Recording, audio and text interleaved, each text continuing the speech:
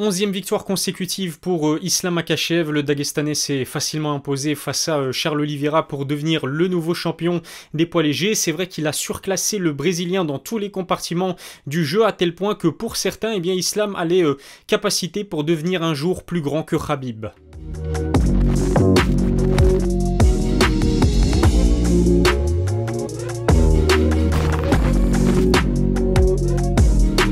Salut à tous, c'est Ilyes, on se retrouve aujourd'hui pour une nouvelle vidéo. J'avais envie de revenir sur Islam Makhachev qui est devenu le nouveau champion des 70 kg après son excellente performance en main event de l'UFC 280. Il était opposé à Charles Oliveira qui est certainement le combattant le plus dangereux à l'heure actuelle chez les poids légers. Islam a non seulement balayé tous les doutes d'un revers de la main, mais il s'est surtout imposé sur soumission au deuxième round comme je vous en ai parlé dans un débrief. C'est vrai qu'Islam a toujours vécu malgré lui dans l'ombre d'un Khabib qui est considéré à juste titre comme le GOAT des poids légers, mais avec une victoire face à un tel adversaire et en devenant champion de sa catégorie, il peut vraiment passer dans une toute autre dimension. J'ai envie de dire que l'heure est vraiment venue pour Islam de faire de sa carrière peut-être l'une des plus accomplies de tout l'UFC. Il peut y arriver s'il arrive à relever bien, les gros défis qui l'attendent ces prochaines années. Alors Islam peut-il vraiment devenir un plus grand combattant que l'a été Khabib? Je vais vous donner mon avis dans cette vidéo. Abonnez-vous à ma chaîne, activez la cloche pour recevoir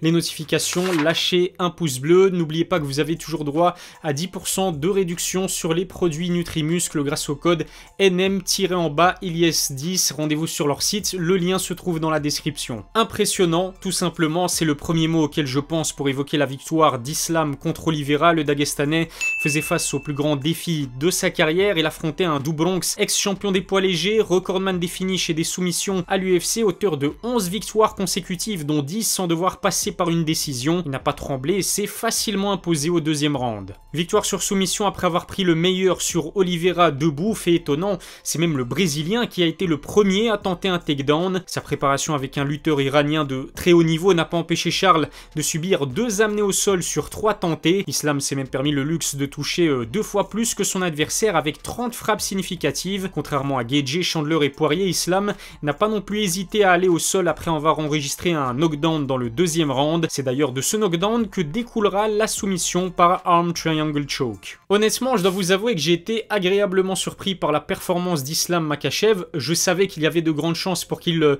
domine Oliveira au sol et je m'attendais justement à ce qu'il tente le takedown le plus rapidement possible pour pouvoir éviter de devoir striker avec un Do Bronx qui est un combattant très dangereux debout.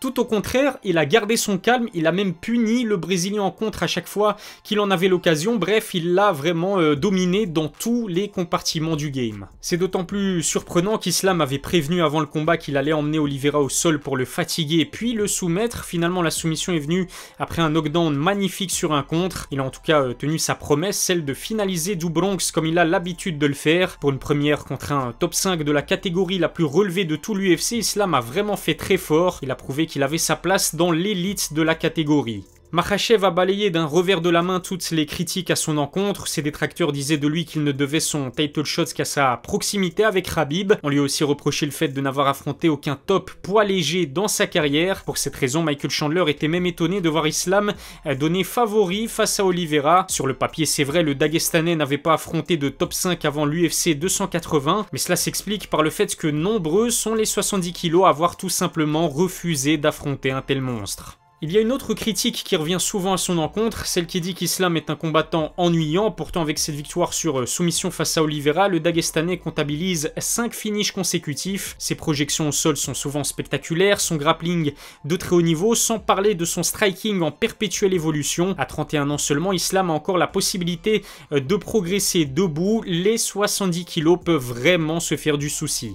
Son prochain adversaire ne combat pas actuellement à 70 kg, il y a de grandes chances que cela soit Alexander Volkanovski. Le champion des poids plumes a servi de backup à Islam et Oliveira pour cette UFC 280. Il a fait le poids et s'est comporté comme un vrai professionnel durant toute la Fight Week. À l'issue de sa victoire, Islam a d'ailleurs call-out Volkanovski qui s'est précipité dans l'octogone. Les deux combattants semblent très chauds à l'idée de se mesurer l'un à l'autre. On aurait là une opposition entre le champion de la catégorie la plus relevée de l'UFC et le numéro 1 pound for pound, détenteur de la ceinture à 66 kg. À choisir, je préfère honnêtement voir Islam affronter un Volkanovski qu'affronter un Beneil Dariush par exemple, parce que Volkanovski, déjà c'est le champion des poids plumes à 66 kg, c'est le numéro 1 pound for pound, il a beaucoup plus de hype que Beneil Dariush qui encore une fois le mérite, le title shot d'un point de vue sportif, mais qui n'est pas très connu par le grand public. On sait que la hype et la visibilité c'est quelque chose d'assez important à l'UFC. Regardez par exemple Sean O'Malley qui vient de s'imposer sur une victoire sur décision partagée plutôt polémique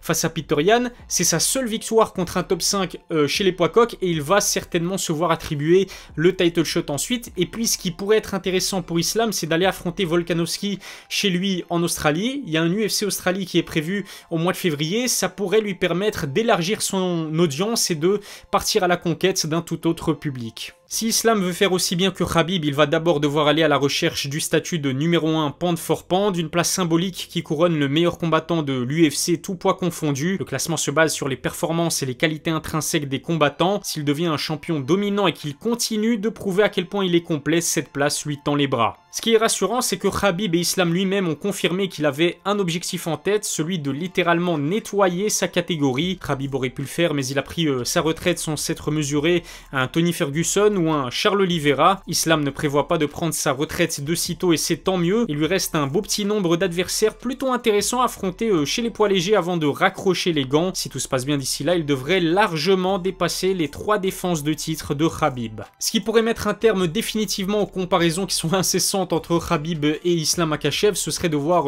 Makhachev monter chez les poids welter et devenir champion de la division. C'est que le champion actuel se nomme Leon Edwards. Il devrait d'ailleurs affronter Kamaru Usman pour la 3e fois en mars à Londres. Imaginez un seul instant que le Britannique parvient à conserver sa ceinture. J'ai vraiment pas de mal de voir Islam monter en catégorie et peut-être devenir champion dans 2 divisions simultanément. Je sais pas si vous êtes au courant, mais Leon et Islam se connaissent plutôt bien puisqu'ils ont tous les deux évolué à l'Ekeye. Récemment encore, Islam a d'ailleurs confié que son premier sparring aux États-Unis à l'Ekeye c'était contre Leon Edwards.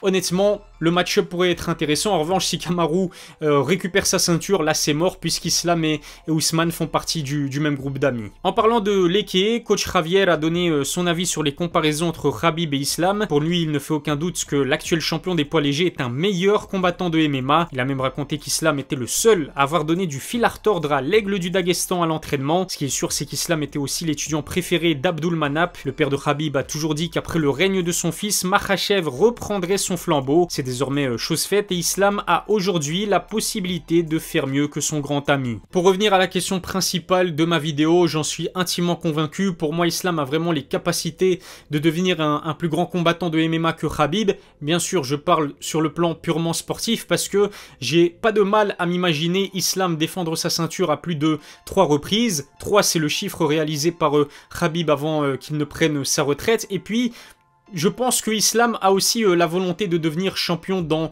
2 catégories de poids différentes, chose que Khabib n'a jamais réalisée étant donné que chez les poids welter, Kamaru Usman, son grand ami, était alors champion à l'époque. En revanche, Islam ne sera jamais perçu comme un combattant de MMA aussi dominant que l'a été Khabib, qui a mis un terme à sa carrière à 29-0, n'a jamais goûté la défaite, n'a perdu que quelques rounds au cours de sa carrière. On sait qu'Islam s'est incliné sur KO technique il y a quelques années auparavant. En tout cas, les comparaisons entre Islam et Khabib, je sais que certaines personnes vont me les reprocher en commentaire de cette vidéo, mais finalement c'est assez logique quand on sait qu'ils sont tous les deux amis, tous les deux Dagestanais, ont tous les deux commencé dans la même salle et ont surtout tous les deux été champions de la même catégorie. Dites-moi ce que vous en pensez en commentaire. Je vous rappelle aussi que mes vidéos sont disponibles sur Spotify et Apple Podcast. Abonnez-vous à ma chaîne, lâchez un pouce bleu si cette vidéo vous a plu. Je vous remercie de m'avoir suivi. Je vous donne rendez-vous très vite pour une nouvelle vidéo. D'ici là, prenez soin de vous.